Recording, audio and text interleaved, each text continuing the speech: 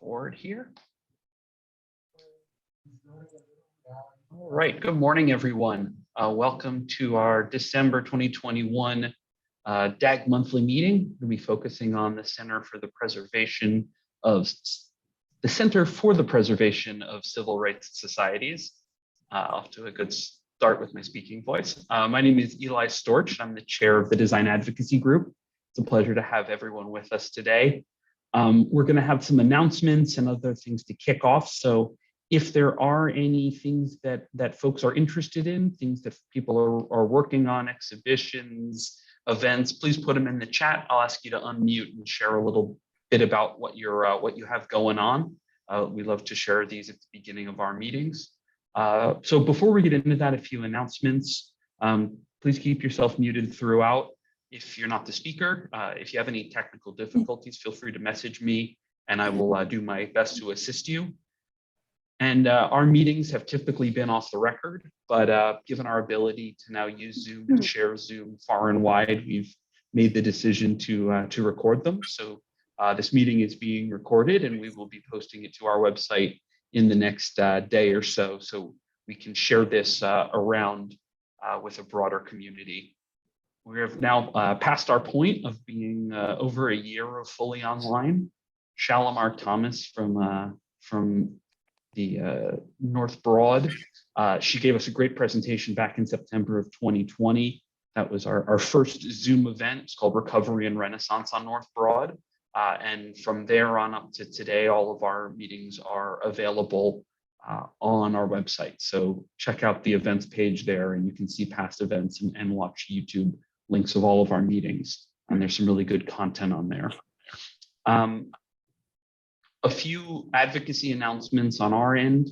DAG is working hard with a working group on helping to develop some design guidelines for Philadelphia's streeteries or outdoor eateries. It's been a large topic of conversation around the city about how these structures that were constructed for, the subsistence of the restaurant industry become a more permanent piece of street culture. There was recently a bill passed that extends the lifespan of the current model for another year, but we are working on developing some design guidelines throughout this winter and spring. So if you're interested in that, reach out to Lachelle Weathers, our wonderful DAG fellow at dagfellow@gmail.com, and she will get you connected with everything that you need to know about that program and what we're doing there. A couple other design advocacy announcements. Do I have George on here? George Claflin, are you on here? I am not seeing George. So I'm going to turn it over to Doug Smith. Doug, do you want to unmute and share your screen? I know you had something relevant to today's topic to share about Heritage West. Thank you, Eli.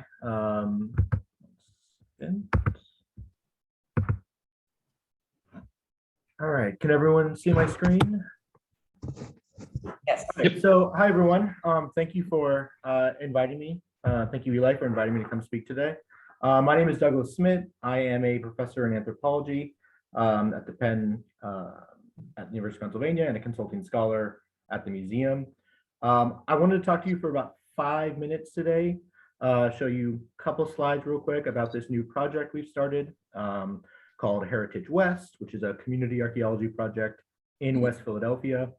We are still sort of at the beginning phases, so I would welcome any feedback or questions you might have.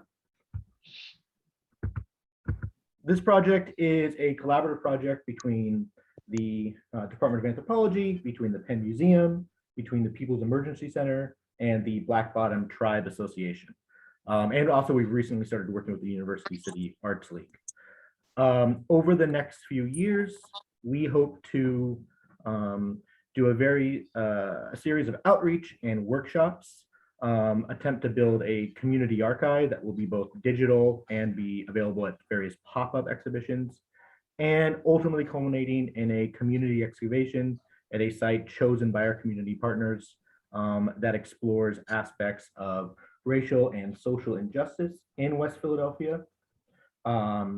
Our sort of target area at the moment, and this has been decided with our community partners based on the areas they serve, and that is West Philadelphia, north of Market, between around 48th and 34th roughly.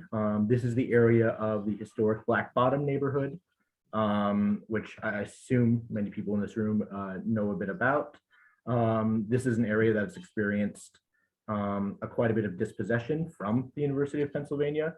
And our goal is to, try to do something different, try to use some of the resources of Penn, use some of our expertise in archaeology and heritage, and try to show a different kind of story. What we've done so far, we've done a couple outreach events. For example, during Parking Day, we built, with the help of a clever architect, Eli Stork, who helped us build it, a collaborative timeline in which we set up a timeline, a little pop-up timeline exhibit on Lancaster Avenue. And we invited community members to come, people walking by, frankly, anyone who wanted to come and add their own history. So we sort of had major events in the neighborhood, and then people using Sharpies sort of created their own historical markers. We are currently collecting holiday photos, sort of vintage holiday photos that we're going to put together in a collage and send out a sort of a holiday card to people.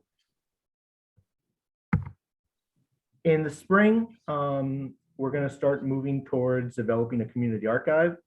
Because we're archaeologists, we like to focus on material culture, things.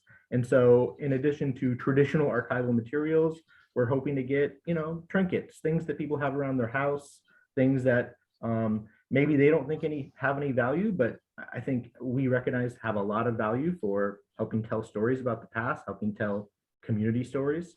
And this will involve sort of doing scanning events, photography, and putting together in a digital format. And then we want to do some pop-up programs as well. All of this community archiving, all this outreach is getting to the point of excavation, of trying to choose some research themes, choose some research questions, to choose a place in the community that we will excavate in the spring of 23. Meg Kasbaum and I already have sort of the funding and permission to teach a course during this period. This course will be a field-based and experience-based form of instruction. It will be community members, people from the organizations we've been working with, working alongside Penn undergraduates to excavate a site. The specifics of this are still being determined. Again, that's why we have sort of this long on-ramp of outreach and archiving events and workshops to really sort of get a sense. We don't want to come in and say, oh, we want to learn this, let's dig here, right? We want to sort of kind of develop this a little bit slower, a little bit more collaboratively. And hopefully by the spring of 23, we will be excavating somewhere in West Philadelphia. So I don't really want to take too much more of your time. I know there's a couple other speakers to come, but if there's any questions, Eli, if we have time, I'm happy to answer, or you could send me an email and I'm happy to help in any way I can. So thank you. Thanks, Doug. Can you also put any social media handles and other things in the chat so folks can find you and learn a little more about this project as it starts to grow and hopefully picks up some good momentum? Absolutely. Thank you, Eli. All right. So I'm going to throw out a Marcia Moss. Marcia, do you want to talk about what is coming up next next month at DAG? Yes, thank you. Thank you, Eli. And hi, everyone. You may have heard that Pew just released a report on rental code enforcement. The report discusses how Philadelphia ensures rental property compliance and the challenges to enforcing rental housing equality. Pew estimates that 45% of rental properties representing 30% of rental units were unlicensed in 2020. We look forward to hearing more from the report from Octavia Howe and Sophie Bryan on January 6th. The first week, we hope, of a very fulfilling new year for all of you. Eli. Thank you, Marcia. So last bit of business before we get into our speaker today is we'll call it the Shameless Plugs section. We are nearing the conclusion of our annual fundraising campaign, Dig Deep for DAG. We're 2/3 of the way towards our fundraising goal, and with so many of our institutional partners correctly focused on COVID recovery, all of the personal donations and contributions we receive are extremely essential this year and really help us keep moving as we look to develop advocacy documents where we might need to hire a consultant, continue to pay our wonderful DAG fellow and other items that help, we'll say, keep the lights on for us. So if you're able, head to our website and there is a support DAG button, which makes it pretty easy. And we're going to run that through the end of the year. And we do appreciate all the contributions we've received to this point. And every little bit helps as we continue to push forward and work on some of the plans that you've heard about today and more in the future. So with that, let's get into our program. There'll be a Q&A session at the end. So as questions come up, please throw them in the chat and we'll make sure to ask and address them. And I'm going to now pass things off to Patrick Grossi, who is a DAG steering committee member and who chairs our historic preservation task force here at DAG. So Patrick, I'll pass it over to you. Thank you, Eli, and good morning, everybody. My name is Patrick Grossi, and in addition to serving as a DAG steering committee member, I'm the Director of Advocacy with the Preservation Alliance for Greater Philadelphia. I did want to provide the group with one brief relevant update before we turn to our main program this morning. Philadelphia City Council is meeting at this very moment as we speak. It's one of their last full sessions before the close of the year, and they will, in all likelihood, pass a budget amendment and appropriations transfer ordinance that's going to include $150,000 for the budget of the Philadelphia Historical Commission. I know it doesn't sound like a lot of money, and it's not, but it should allow the Historical Commission to bring on 2 additional preservation planners, bringing their staff capacity up to 9. They need even more, especially so that they're better enabled to identify and protect the very kinds of properties we're going to hear a little bit more about this morning. But it's a start in the right direction. It's something the Alliance has pursued pretty aggressively. And we do want to thank Council for their attention to our preservation infrastructure, which is badly in need of attention. I do see that Historical Commission Executive Director John Farnham is in attendance today. So welcome, John. I hope I'm not speaking out of school. Maybe if you have anything to add, you could chime in a little later during the Q&A. But without further ado, I do want to welcome our main guest today. We are very pleased to be joined by Randall Mason, Faculty Director and Professor at University of Pennsylvania's Graduate Program in Historic Preservation, and at its newly created Center for the Preservation of Civil Rights Sites. The center is working towards protecting places that celebrate, commemorate, and raise awareness of American civil rights and Black history. Currently celebrating its first year, the center's focus on teaching, research, and field projects will enable it to continue its essential work of amplifying and preserving the legacy of civil rights in the United States. As Eli just mentioned, we will leave time for Q&A, so a last minute reminder to please mute your cameras and microphones, submit your questions in the chat. But for right now, please join me in welcoming Randall Mason. The floor is yours, Randy. Thank you, Patrick. Thanks, Eli. Thanks, Marcia. Thanks, everyone at DAG. And especially thanks to those of you who have joined us this morning to listen and hopefully converse in a half an hour or so after I give some presentation with some slides that I'll queue up now. I wanted to say at the outset that I really appreciate introduction and the time to engage with you all, particularly Doug Smith's project that he started off this morning talking about. Of course, Doug and I are ostensibly colleagues at Penn, but being separated by a street and a couple of buildings, we're not collaborating directly on our various initiatives. But I think there's an important principle in that, if you will, that our work in the Weitzman School of Design and the Historic Preservation Program and the center that I'll focus my talk on today. We are quite aware that there are a lot of organizations and scholars and practitioners that have been working in this spaces of Black heritage, spaces of civil rights histories, as well as spaces of preservation for a very long time, and that we, at every stretch, endeavor to add a measure of support and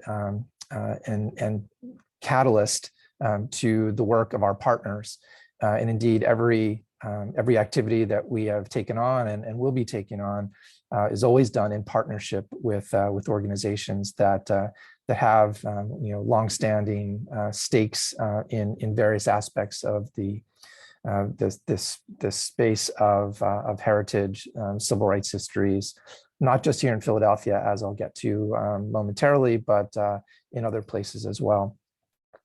So what I'll spend a half an hour or so talking about is the ideas behind the center, the creation of the center, and the kinds of activities we've taken on so far. It is an initiative of the Weitzman School of Design and the graduate program in historic preservation, as Eli and Patrick mentioned, and a lot of other partners that I'll refer to in the course of this morning's presentation. I did just want to reinforce from the beginning kind of a restatement. This is our kind of elevator pitch version of our mission. We aim to advance the understanding and conservation in sustainable ways of heritage places that commemorate American civil rights histories and Black heritage. And over the course of my presentation, hopefully the focus on civil rights will come into clearer and clearer focus about why that's our particular opening that we thought that we could contribute most to advancing. I will say that this is not a note that I have explicitly in any one particular slide of the presentation, but I just want to kind of note it at the outset that a good deal of the focus of preservation recently about Black heritage and civil rights histories has been about the notes of moments of shame, instances of violence, other forms of discrimination.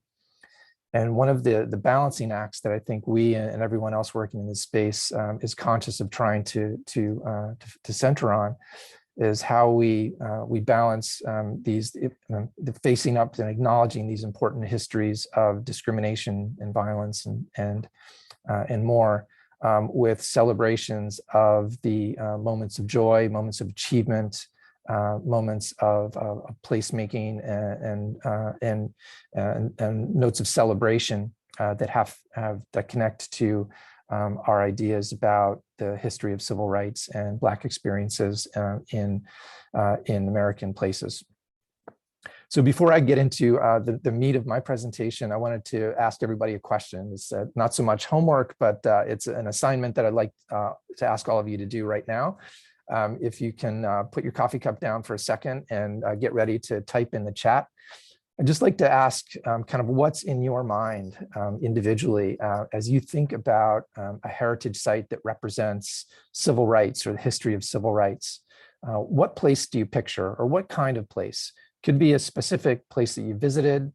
It could be a place that you're aware of because you've read about it, you've seen photographs or other artworks about it. It could be a place that you hope to visit in the future. It could be a place that other people don't acknowledge as a site of civil rights heritage. So if you could just start typing in the chat now, I'll go on with my presentation, but I would like to come back at the end to the kinds of the places and the kinds of places that you all have in your mind at the outset, and come back and think about those together near the end of the presentation.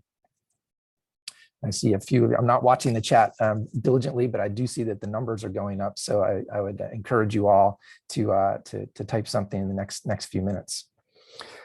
So the balance of my slides are organized into these three sections. I'll talk first about the more general context and the current moment that we're all part of and all trying to work our way through in productive and humble and honest ways.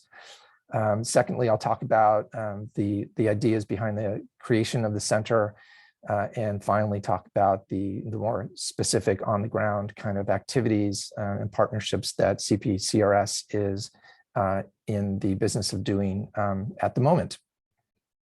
So to get on to the context, to state the obvious from the outset, the particular moment that we are in socially, culturally, politically in our country has a lot to do with reckoning with racial justice, with histories of racial injustice, provoked in some measure by the front page reporting of police violence, of the tragic deaths of George Floyd and others. Over these last few years, that has really taken center stage. It's not a new idea. It's not a new narrative. Issues like the mythic nature of a lot of our received wisdom of American history, the need to retell history from multiple perspectives, has been around for a while, but has been giving great momentum, not just by the episodes of violence and conflict, but also by new modes and new efforts of bringing history into public space and into public discourse. 1619 Project, which of course has been rightly controversial, trying to retell the origin stories of the U.S., I think is a principal example of the ways that research, scholarship, writing, artwork, communications, and other forces that come to bear in the public sphere are very robust evidence that we are reckoning anew with racial justice and injustice and its histories. And I think that helps kind of set the moment for the practical and scholarly work that I and you and our colleagues do. Second, I wanted to note that the current moment is also one in which we are constantly revisiting the interplay of remembering and forgetting, of preserving and erasing aspects of our built environment. And again, this is not a new idea, but has taken on new urgency. There are lots of examples across the country. We all would note the two placeholder examples that I've got on the screen now are from Montgomery, Alabama, where you see in the foreground a part of the Equal Justice Initiative's National Memorial to lynching, and behind it a church, longstanding presence in the Montgomery landscape that was one of the sites of civil rights organization and protest in the middle 20th century. The juxtaposition of these two give us a great way to understand how we can both preserve and create new places and new modes of remembering at the same time, and hopefully in conversation with one another, to bring the public into conversations about reckoning with difficult histories. And I won't belabor the issue of Doctors Row and the other issues that have been literally on the front page of the Inky and of our minds over these past number of years. How important it is to recenter our work on representations of Black experiences and Black histories, histories that and places that speak to the struggles and in some instances victories of civil rights, contesting civil rights here in Philadelphia.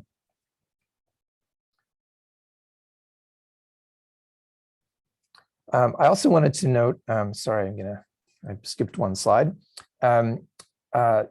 that on the contact of the public discussions and public discourse about difficult histories and the professional worlds of design and anthropology and other scholarly efforts and historic preservation itself, there's a really interesting moment in which we are collectively experimenting with new forms of heritage. And I think we would immediately think of all the digital forms of heritage that are at our disposal now, both digital tools to do the work that we have conventionally done, but also new forms and formats of creating experiences, both virtual and actual. Another point at which I had the opportunity to see firsthand how some of these new forms are being worked out in controversial ways had to do with the story of Rosa Parks' house. That was from Detroit, which you see on the lower left, the site where the house was at one point. There's a really kind of convoluted, but I think telling story about the house. This is the house of her brother, where she lived for a very long time after leaving Montgomery. It was demolished at a certain point. The family essentially sold it to an artist who dismantled it and took it overseas. It then came back to the US. It then went back overseas. And so it has been re-erected in a kind of as a kind of a house-like artifact in a number of places.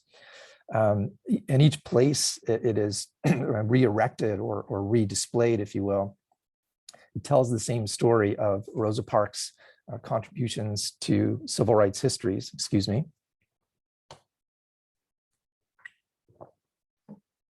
And it does so with very kind of selective choices about canonical preservation moves, saving the exact material and the exact configurations that it was originally built, and also completely ignoring some of those other conventions like the place specificity of it.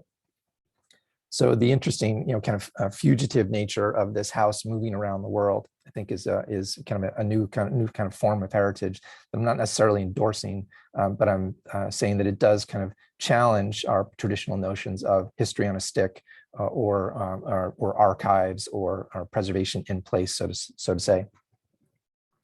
I also wanted to acknowledge that from within the preservation field itself, there has been over the last number of years, I think since the 50th anniversary of the 1966 Act and a lot of other kind of 50th anniversaries that hit a few years ago, a more and more intense discussion about how the preservation field needs to not only go through a process of introspection, but begin to change the way that we think about heritage, the way that we connect to broader societal issues, the way that we should be reconfiguring and reforming our policies, our practices, our educational modes. So this is pointed at all aspects of the preservation field. And it's reflected in things like the National Trust's recent national impact agenda that they published that was very much centered on change. And not just kind of embracing it wholeheartedly or wholly. I think there's still a lot of work to be done to understand exactly what parts of the field need to change, can change, who will be the change agents, and to what effect we are trying to change the field. Not just to kind of convince people who are already convinced that they should do more preservation, but I think the articulations of change are also about using preservation as a means to other ends, whether we see that as affordable housing or creating places where racial injustice can be interpreted, making people feel at home in very changeable neighborhoods, and so on. There's another index on change, if you will. It comes from a survey that a colleague and I, Katie Levesque, recently completed, will be published in the very near future. It's a national survey of over 2,000 people connected to the preservation field. And we heard a fairly overwhelming call for significant change in the preservation field. As you can see in the statistics that we note here, 37% of the respondents called for really deep change in the field's policies and practices, and a pretty overwhelming 84% of respondents expressed a desire for some kind of substantial change. So more to come on that. This is not what this morning is about. So wholly, we're talking really about one aspect of how the preservation field can take advantage of opportunities and be called to purpose and orient its change toward those purposes of interpreting civil rights histories, for instance. Lastly, I'll note that our current moment and the context of my work and the center's work is also greatly affected by the contentious change, debate, struggles over public space that are always happening in cities. They take on, of course, different tones and different messages over time, but this is part of the very fabric and life of cities that space is contested. So whether it's gentrification, and that's a photograph on the left from Lancaster Avenue in West Philly a few years ago, or the very current effort just still unfolding about renaming Tawney Street. So these, among other issues, should be not normalized, of course, but expected as part of the context in which all preservation is happening, the contentious nature of urban space. So none of these, of course, none of the issues I just laid out are new, but they do have a new intensity, and I think there's a new awareness of the need to connect these different contexts. Changing preservation field, a society where there is greater urgency to recognize and reckon with racial injustices, and an increasing impatience politically and otherwise in dealing with urban change. So coming out of those contexts, and of course the kind of institutional imperatives that Penn and the School of Design have, these were the ideas behind the creation of the center, and they largely draw on the issues I've just been laying out. So I won't go into them in great detail. I'll just dwell for a moment on the fourth of the points. Is that, which gets to the matter of, well, how does Penn as an institution, the School of Design as part of Penn, the graduate program in historic preservation as part of the school and part of Penn, what particular role can or should we take in advancing our collective work on these issues? And the idea of building capacity among institutions who are already invested in this space, the spaces of Black heritage, of preservation of civil rights histories. That has really been our kind of orienting idea. We are not trying to seek new projects that we alone can be authors of. We are not seeking to claim space of our work. We're really trying to raise the capacity and enable our partner institutions to do the work that they recognize as urgent and important. And in the course of doing that, to help embrace not only new forms of heritage, but new modes of preservation. We absolutely expect it to reflect back on our own work as educators and practitioners in preservation, and help give us the wherewithal and the kind of some ethical guidance in how to reform our own work in our own field. So we do it with a fair amount of self-reflection on the table from the very beginning. So the second of the three parts, creating the center. I do want to note, without going into great detail also, but happy to talk about any of these issues in the Q&A period, that my own work and the work of the colleagues I connect with directly, my students, my partners externally, have been directed at some of the same issues that the Civil Rights Center connects with for quite a while, at the level of connecting preservation to planning issues, to the desires for equitable redevelopment, directing urban change in ways that benefit the folks who are already part of these urban places, and evaluating the success of preservation and planning and equitable redevelopment, not just on economic grounds, not just on design grounds, but also on kind of cultural grounds, and understanding that the cultural politics of urban change are not just a kind of an indicator of what's happened, but a real driver of decision making. So whether it's the work that I was privileged to direct when I was director of Penn Praxis several years ago, the Reinventing the Civic Commons project, which has been doing amazing work over a long time. We briefly contributed to that research on civic infrastructure that was meant to inform the rebuild ideas or the rebuild program, other kinds of citywide work like surveys and preservation toolkits and so forth.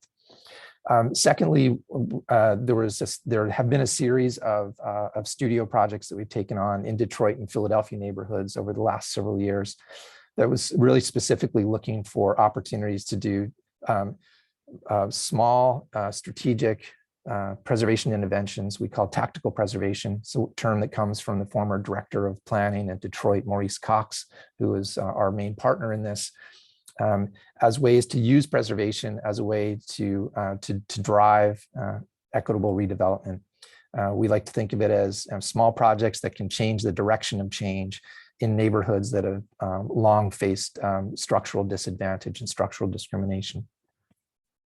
We're working on a report on those 3 years of studios as well, so that should be out early in 22.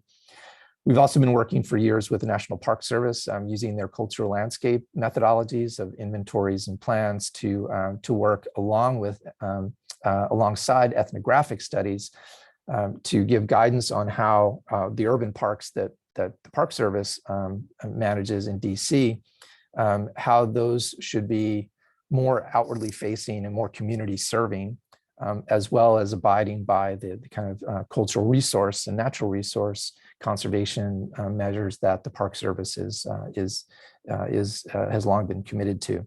So that has been another kind of line of urban work with the Park Service.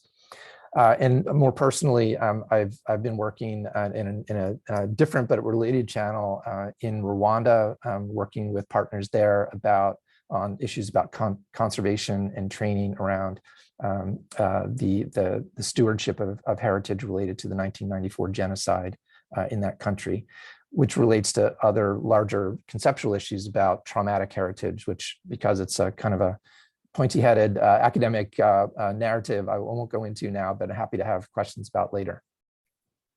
So with that as a kind of an underlying history of the kinds of work that we've been doing, we had an opportunity in 2019. We were connected by mutual colleagues who, from a foundation in New York, the J.M. Kaplan Fund, and its director, Amy Freitag, connected us with Kwesi Daniels, who you see on the lower left, who's the department chair of architecture at Tuskegee University. And so our partnership with them started in 2019 as a teaching collaboration. Tuskegee had made a decision to teach preservation more deeply and more intensely in its architecture curriculum. And we joined them as a cooperator in contributing to their teaching, in creating projects where our students could work together, and in opening up opportunities for graduates of this amazing HBCU undergraduate architecture program to seek opportunities for graduate education here at Penn, and of course elsewhere. But we are very keen to have Tuskegee grads see Penn as a place of opportunity and Philadelphia as a place of opportunity. The story of Tuskegee's campus and the role of the students and the faculty of Tuskegee making their own campus in the late 19th and early 20th centuries is an incredible story of civil rights heritage, of historic preservation, of architecture. If you haven't read anything about it, I implore you to do so. It's a really incredibly inspiring and moving set of stories.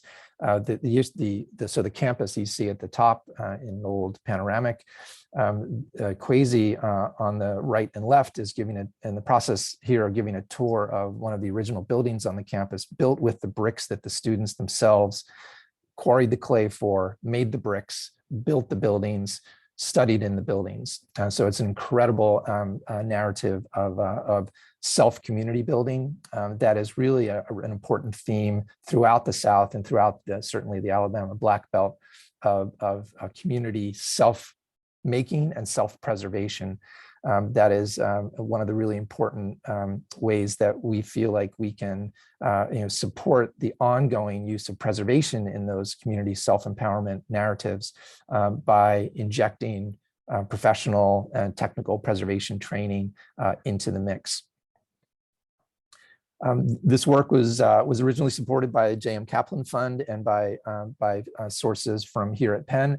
And this past fall, we were delighted to receive a 3-year boost to this work from the Andrew W. Mellon Foundation, who included the center's partnership with Tuskegee as one of its inaugural projects for a new program called Humanities in Place, which the title of which I think really embodies the kind of aspirations that we all hold as preservationists of finding ways to understand these amazing stories from the past, whether delightful or otherwise, and to inscribe them in places in the life of places. So this is we're just in the first year of this 3-year increase in our partnership, about which you'll hear more a little later.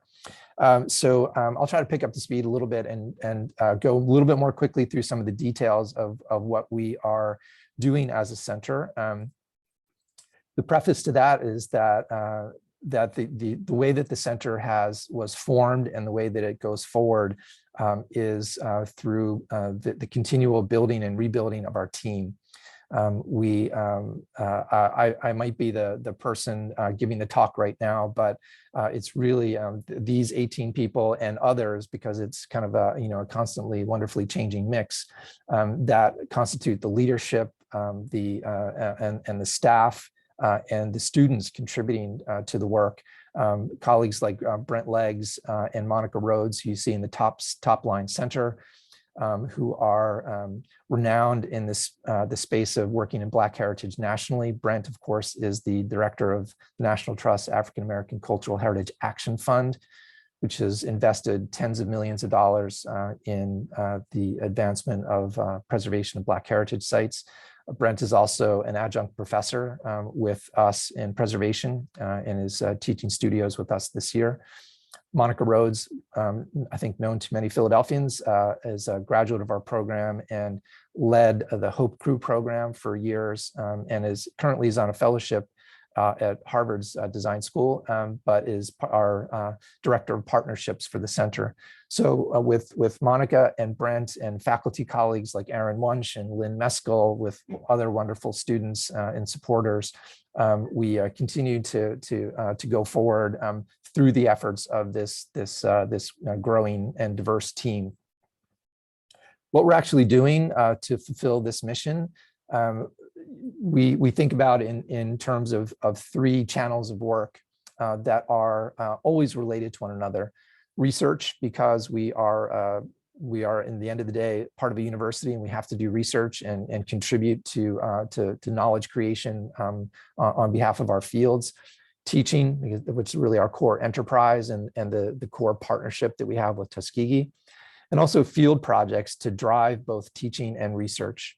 So from the very start, we wanted to find opportunities to collaborate together, not just as academic institutions, but with the organizations who steward, own, and manage sites as a way of driving and refining our own research and informing our teaching. So it's always built on partnerships, and we try to think in terms of field projects in terms of both iconic sites and everyday spaces.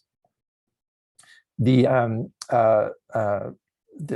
geographic focus that we settled on for the initial years of the center let's say the first 3 to 5 years, have been Alabama and Philadelphia.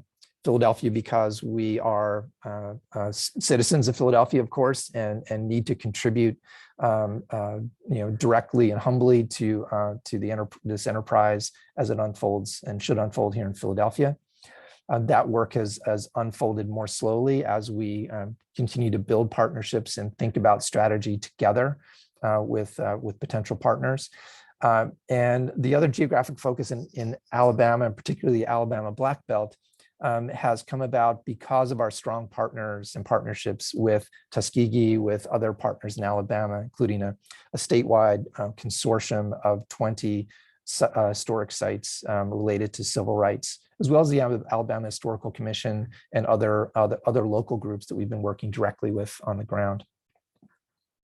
Finally, the third goal, but not the least goal as preservationists, is again to use this work to reflect on the way that we are constituting and reconstituting our field and our own practices, and use it as a mode of driving reform.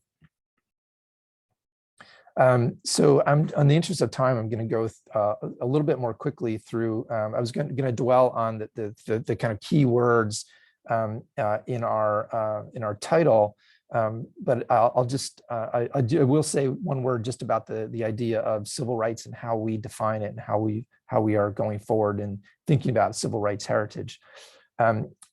We think about civil rights not just in terms of the capital C, capital R, iconic places and people and conflicts of the period from 1954 to 1968. Those are surpassingly important. We recognize those have been the object of preservation and historical scholarship to a pretty substantial extent. We are taking as our purview the long civil rights movement, stretching back into the 19th century and forward into the 21st century, and thinking about civil rights not only in terms of conflicts over particular laws, nor conflicts arising from the Black experiences, but a whole congeries of different issues that relate to civil rights in the sense of how we live together as citizens of our country and our cities. So we expect in future years to also touch on issues dealing with immigration, with disability, with LGBTQ preservation issues, and to touch on sites that where the civil rights narratives stretch back into the 19th century and even before. So we want to try to narrow our focus initially so that we can make good progress, but also to keep a very open sense of what civil rights heritage can and should be conceptualized as. So I've already mentioned a bunch of our partners and funders of clients, but I think that this is in a way one important measure of our success and advancement is the extent to which we can add strong partnerships and maintain the partnerships that we've started. I also wanted to note that as we've taken on projects with different partners, they've emerged along kind of two lines, or I would say a spectrum of different modes of preservation. And they range from the very conventional kinds of preservation, writing National Register nominations, doing cultural landscape documentation with the National Park Service through their methods, and thinking about rethinking the preservation curricula. But also they verged into the kind of more unconventional modes of preservation, thinking about business models and novel organizational models that might be more appropriate to the particular challenges faced by civil rights sites. And of course, back into an issue I brought up before about using digital techniques and digital platforms, digital experiences even, and as a way to both do conventional work, but also to represent site histories and the heritage of places in new ways to reach new audiences. So with that range of things in mind, we've done things like commission summer internships and our graduate students to work on sites near and far.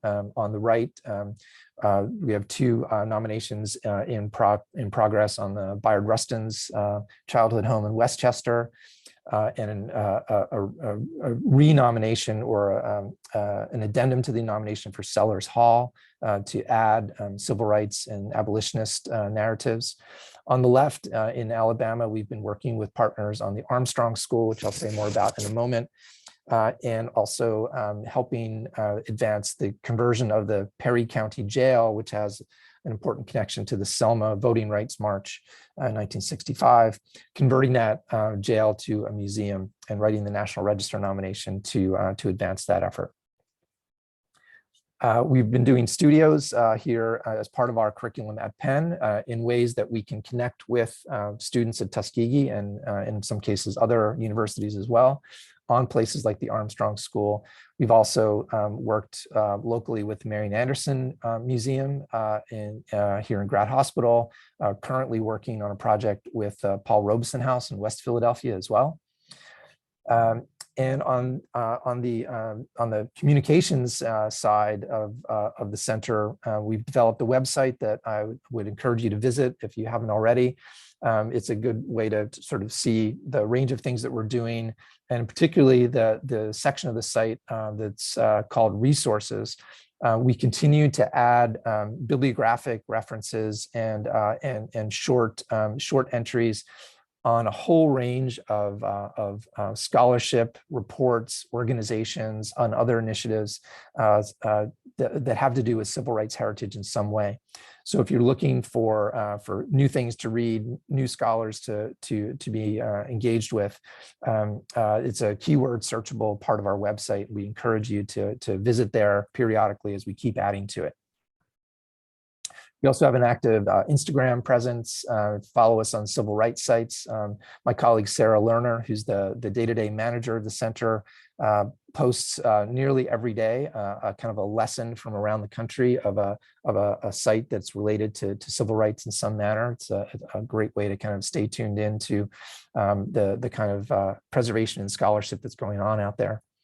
And we did last year, we experimented with an Instagram exhibit, if you will.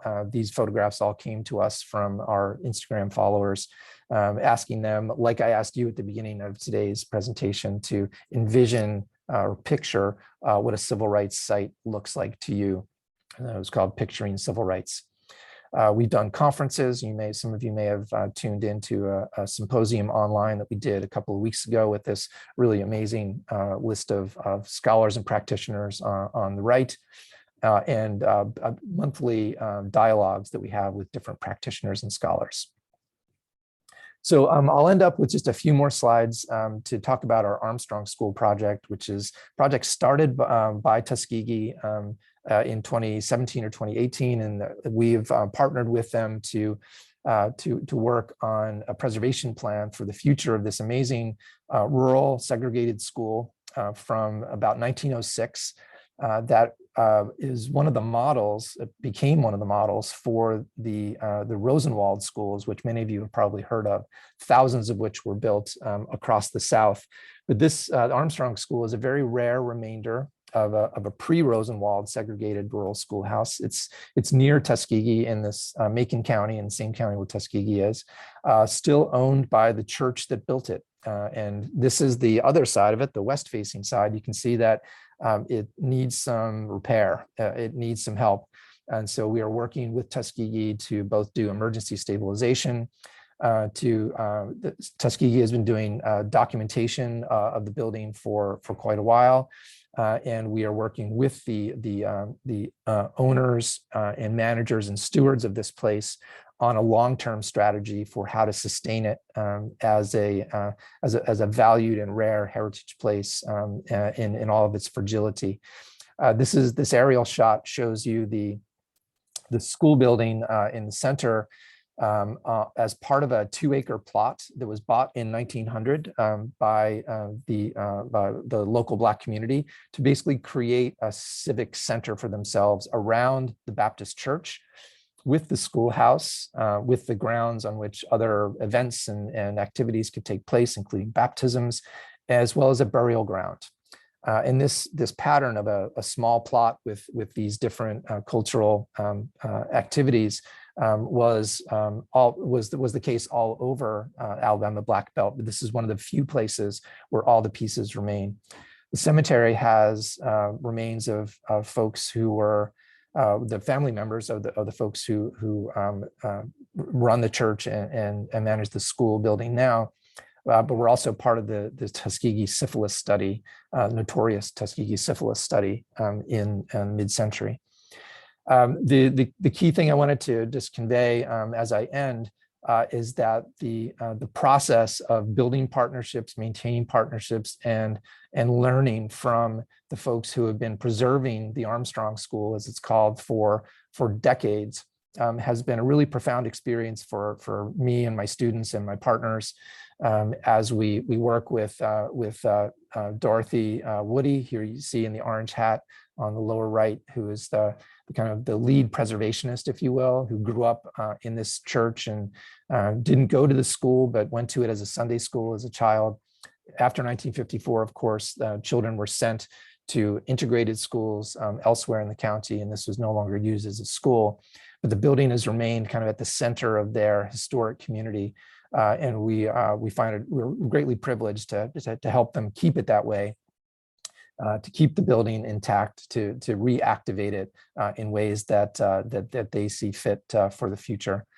So the hope is that for future generations, whether it's folks in Macon County, folks in the Alabama Black Belt, those of us distant but caring deeply about civil rights heritage, this fairly ordinary seeming place will be understood and valued and preserved for the intense lessons that it embodies about community, self-building, about creating worlds despite and within the structural discrimination of the Jim Crow South, and be an inspiration to all of us, whether we're interested in civil rights as a political issue, preservation as a social and community building issue, or simply students of history.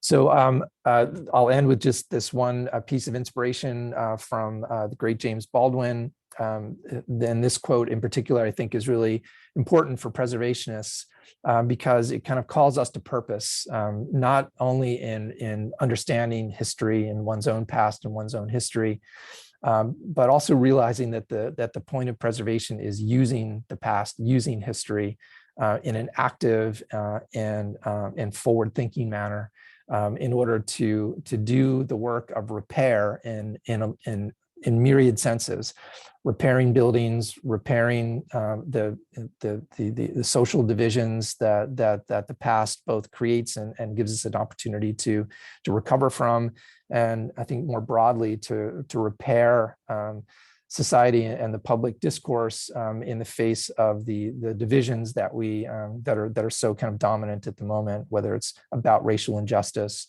or about civil rights more broadly. We've got a lot of repair work yet to do, and we hope that the center can contribute to that in lasting ways. So I'll also put these in the chat later on, but with this, I will stop my screen share, and thank you very much for your time and patience. Thank you very much, Randy. It's an ambitious program, one we hope can model similar work throughout the country. And there's lots to chew on just in the 45 minutes or so you shared with us. Now would be the time to submit questions if you have them. So if you have questions in the chat, please do so. And I'll start with the question I have myself. You alluded briefly to the kind of balance of conventional and unconventional tools. And I think that's something that's coming up increasingly in our local context. Locally, the preservation community, particularly the advocacy communities, is really heavily invested in the designation process, getting properties listed on the Philadelphia Register of Historic Places, in part because so little of the city is currently protected, somewhere between 2 and 3% in this very old, dense, historic place. So can you just expand a little bit on that balance of conventional and unconventional tools, and maybe more specifically how it might apply here in Philadelphia? Sure. I won't speak. What I'll say, it won't be Philadelphia specific, but I think it will be relevant to fine. Philadelphia. Yeah, That that's fine. I think in Philadelphia and other places that I've worked and in the country and more generally, there's a kind of we think too easily about using conventional kinds of preservation as our measure of progress or of success. And that's kind of a self-reinforcing loop that that the more we look to, like the number of nominations of X or Y kind of history, that is, kind of a referendum on this, whether preservation is successful or not. I think that reinforces that that preservation is always about listing and regulation. Again, this is not just Philadelphia. This is really nationally. But I think if one takes a step back and looks for evidence of preservation with a small p, if you will, not the capital P of regulation, you'll see that there are institutions and people and parts of government that are doing preservation really robustly and really profoundly. And not to be a Pollyanna about it, not to say like we've got plenty of preservation, stop stressing about it. I think we need to kind of reframe what we want out of preservation and think about the whole range of things that we do to affect those outcomes, in addition to the formal capital P preservation tools. The Philadelphia Register, the commission, the regulation that stems therefrom. Think of all the museums in Philadelphia that are telling stories, keeping archives, and doing things, as Doug was suggesting earlier, the Penn Museum is doing, it's against the nature of many museums to do outreach and to really open the door, so to speak, metaphorically or literally, to publics to kind of see themselves in the museum. That's all preservation work in my mind. The work of individual owners, building owners, to care for historic houses is a form of preservation. So I think if we kind of looked with new lenses at the extent of the preservation plays a role in sustaining and managing Philly, I think we would maybe give ourselves a little bit more credit for not being anti-preservation as a, I think the kind of the culture, we always see it as kind of an us and them prospect. And I think if we look with different lens at preservation, we'll see a kind of an us and us situation more frequently. That said, we do need to do a better job of rethinking and tuning our conventional tools to the issues of tomorrow. And not just take a kind of a path-dependent attitude toward, we just need to keep doing more of what we've always been doing. Yeah, good answer. Something that resonates certainly with my experience at the Alliance. There's something else I've noticed too. Preservation, archaeology, the work that you're talking about, it's always sort of been a bedfellow of public history. And as you know, Randy, that's kind of more squarely my personal background. It seems within the last couple of years, as philosophical challenges and mandates, become more present, those worlds are combining even more intentionally, which I think is a welcome development. Looks like a couple questions have since come in. This one's from Kiki.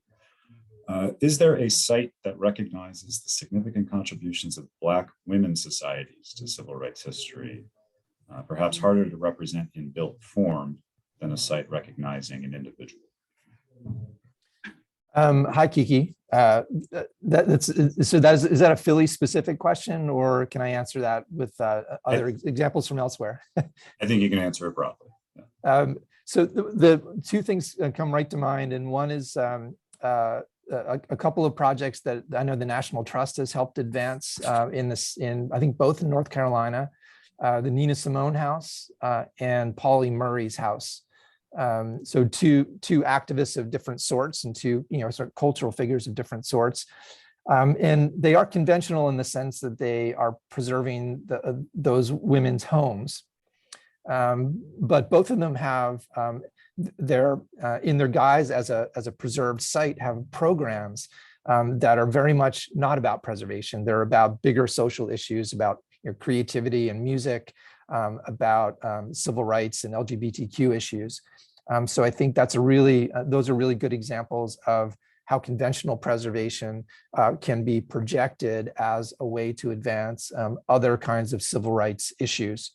And why shouldn't every civil rights organization be housed in a building that itself has resonance in that history? The other thing I would note is there have been some really interesting projects in San Francisco to acknowledge the kind of the really interesting and complex geographies of immigrant histories, of women's histories, of LGBTQ histories, as part of the fabric that the whole city is made out of. It's not just kind of a separate additional special interest note. They really have tried to integrate that into how they think about preservation writ large. They've also experimented a bit more with policy than many other cities in their legacy business program, which has been a really interesting idea of preserving businesses, no matter old businesses or heritage businesses, if you will, no matter where they are. Even if they move around, they're still a heritage business. So that I think has been one way to deal with intangible heritage, which is the term of art we use, for better or for worse, to talk about stories that are not as clearly place-based or materially inscribed as preservation is kind of used to working with. Thank you. Don't see anything else coming in, but I did want to ask, early in your presentation, Randy, you asked all the attendees to submit a site that comes to mind when they hear the term civil rights. And a lot of what was fired in pretty quickly are pretty nationally recognized landmarks, Edmund Pettus Bridge, Lorraine Mattel, Little Rock High School, et cetera. How do some of those responses, resonate or not with the aims of the center? Well, I think they reflect the kind of conventional, unconventional, tension of how does one decide where to use one's resources, and whether it's time or money or your organization's attention. And the mix of things that I'm scanning in the chat are the kind of really important, powerful icons. As well as places that some of which I've never heard of and really don't know about, and some of them I have a hard time even visualizing. I don't know where Cato was shot in Philadelphia, for instance.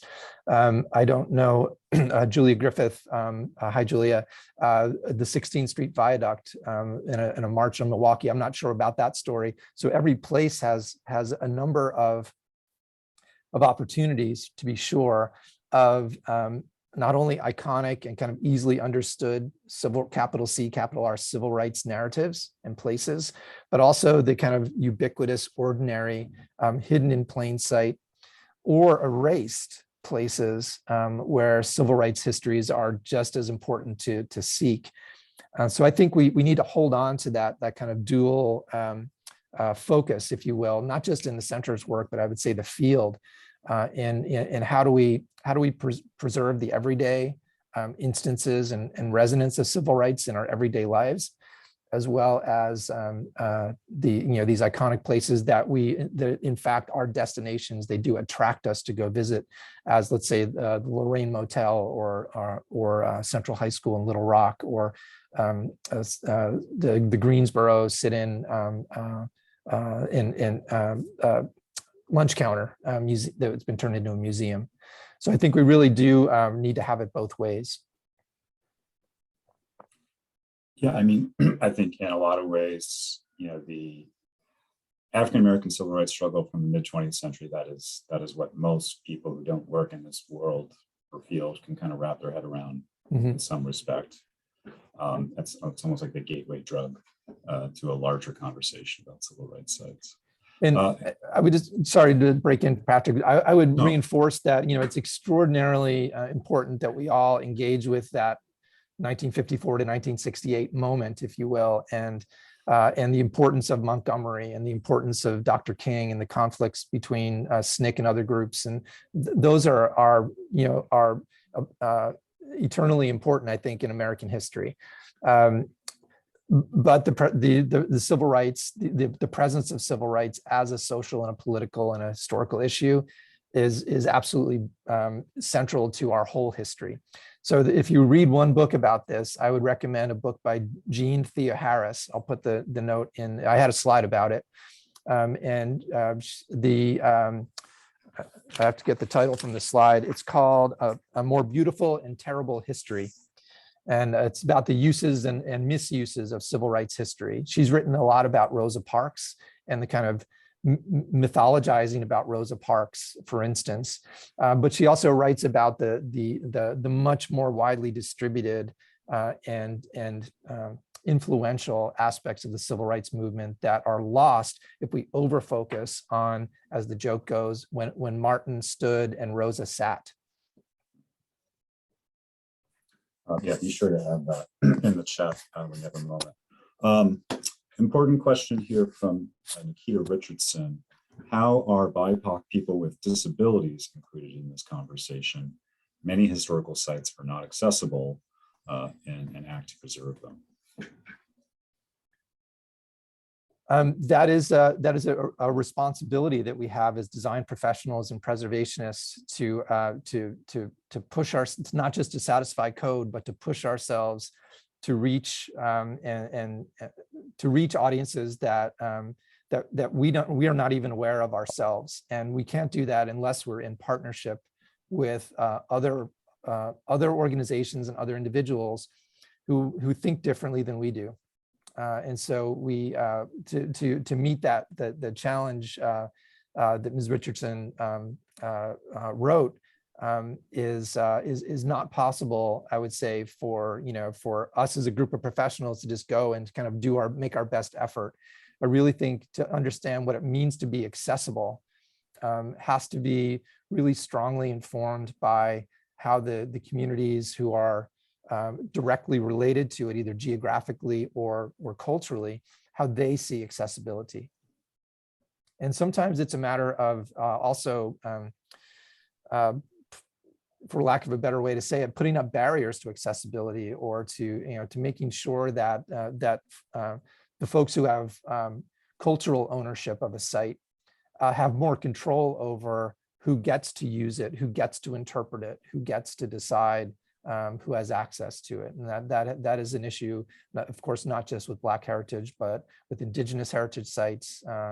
And there's some powerful case studies among sites that have important Native American heritage places. That's I think an important place for us to continue learning. I'm not seeing any other questions from attendees, so I will just, before we let you go, Randy, and thank you for your time, just ask, what can we expect from the center in the coming 6 months, year you're looking forward? What can you expect? Let's say we'll continue to have generally monthly online events. They tend to be, we call them dialogues. They're one-on-one conversations with either me or another member of the center's leadership, with practitioners and scholars who are doing interesting work, and just to foreground that kind of work. We are also will continue to do the kind of slow and less visible work of doing studios and field projects with others in Alabama, and continuing to talk with partners here in Philadelphia about how the center could participate in and advance these issues in the context of Philadelphia preservation.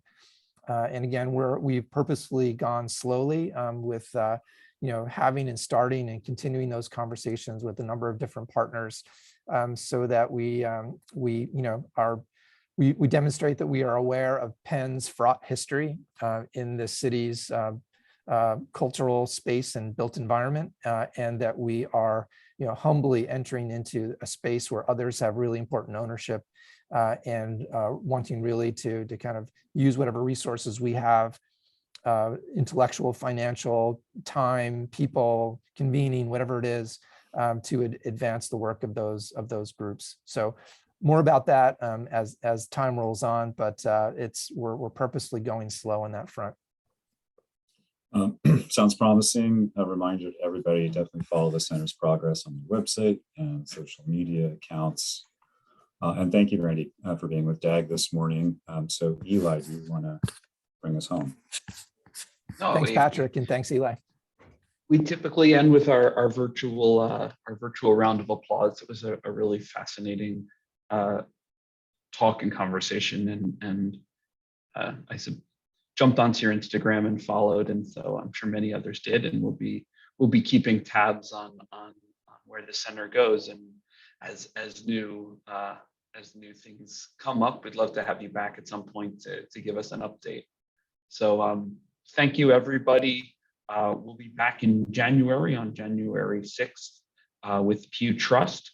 So take a look on our website so you can get that free ticket for the Zoom link there. Support DAG if you haven't, and we'll see everybody in the new year.